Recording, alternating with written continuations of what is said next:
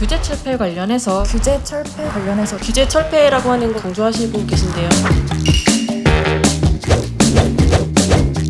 서울시 시정 목표인 규제 철폐 관련해서 최근까지 공개된 철폐안들이 대부분 건설 부동산 관련된 내용이 많은데요. 시민의 불편을 없애고 경기 부양하는 등의 긍정적인 효과도 있지만 자칫 조합과 시공사 같은 특정 집단의 사익을 추구하는 데 악용되는 게 아닌가 하는 그런 우려도 있습니다. 조금만 설명을 드리면 이런 우려는 부식될 것 같습니다. 무슨 말씀이냐 하면요, 재건축, 재개발을 비롯한 각종 정비사업의 촉진을 위해서 여러 가지 규제를 철폐한다는 뜻은 결국 그 초점이 어디로 모아지느냐 하면 사업성의 재고로 모아집니다. 사업성이 높아지게 되면 안 할 사업도 하게 되고 망설이던 사업도 하게 됩니다. 그것은 결국 주택의 공급량의 증가로 나타나고요, 결과적으로는 주택 가격의 안정화로 나타나서 서민 경제에 도움이 됩니다. 그러니까 단기적인 관찰에 의하면 그 혜택이 조합이나 시공사에 가는 것처럼 보이지만 종국적인 이익은 결국 부동산 가격의 하향 안정화를 통한 서민 경제의 활성화, 다시 말해서 주거비가 높아짐으로써 소비할 수 있는 가용 자원이 줄어들게 되고 그것은 항상 불경기의 원인이 됩니다. 그래서 부동산 가격을 높여놓은 정치 세력,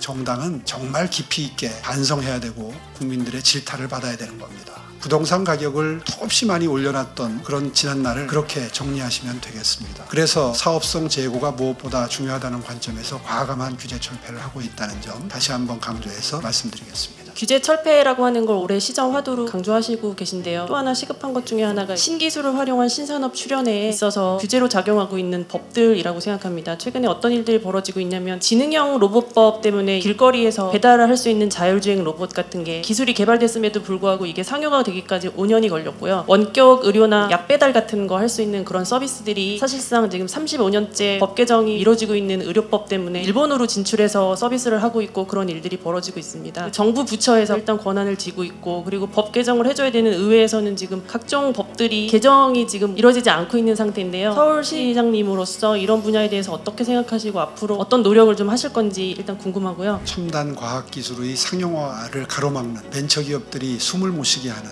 엄청난 규제, 대한민국이 미래로 가기 위해서는 반드시 풀어야 될 숙제라고 생각합니다. 정부가 이른바 네거티브 규제라고 그러죠. 안 되는 것 빼고는 다 할 수 있도록 일단 해주고 난 다음에 그 다음에 안 되는 거를 가려내는 이런 획기적인 시스템의 변화 없이는 대한민국은 1등급과 가는 것이 거의 불가능하다고 생각합니다. 그런 의미에서 의회, 국회 상황이 참 답답합니다. 그런 논의를 해도 부족할 판에 허구한 날 특검 타령만 하고 있고 허구한 날 어떻게 하면 표 얻겠나 하는 궁리만 하는 이런 정당이 다수당을 차지해서 국정을 거의 마비 상태로 이끌고 있는 현실이 매우 참혹하고 개탄스럽다는 생각을 많은 국민들이 하고 계실 겁니다. 그런 문제점을 빠르게 해결할 수 있도록 서울시가 촉매제 역할을 해달라는 취지의 당부의 말씀으로 받아들이겠고요. 저에게 그 부분을 손질할 수 있는 권한이 주어진다면 최우선순위로 손을 봐야 될 영역이다, 그렇게 생각하고 있습니다. 규제 철폐와 관련해서 질문을 드리고 싶은 게 있는데요. 외국인의 목소리도 듣겠다라는 이야기가 나온 것으로 알고 있는데, 정책적으로는 이제 외국인들이 많이 늘어나면서 뭐 정부도 그렇고 시에서도 그렇고 다양성을 강조를 하고 있지만 사실 외국인들은 아직 한국이 다양성을 받아들일 준비가 안 돼 있다라는 불만을 종종 제기하기도 합니다. 관련해서 시장님이 생각하시는 가장 중요한 시의 외국인 정책이 무엇인지도 말씀 부탁드리겠습니다. 외국인들이 한국에 와서 정착을 하고 취업을 하고 창업을 하는 것이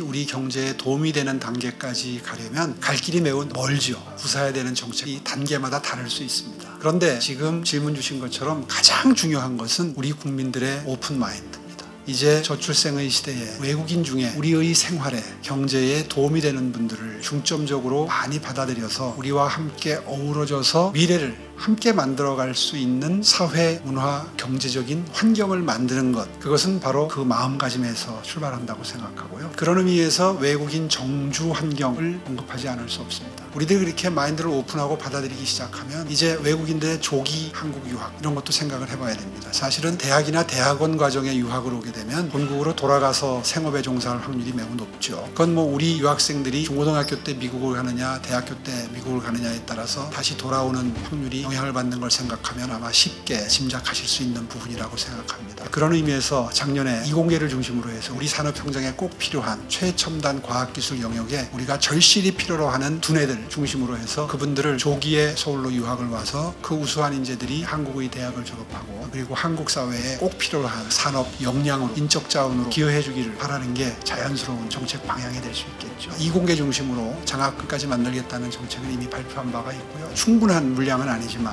서울시가 정부를 그런 부분에서는 선도하겠다는 정책적 접근을 지금 이미 시작했습니다.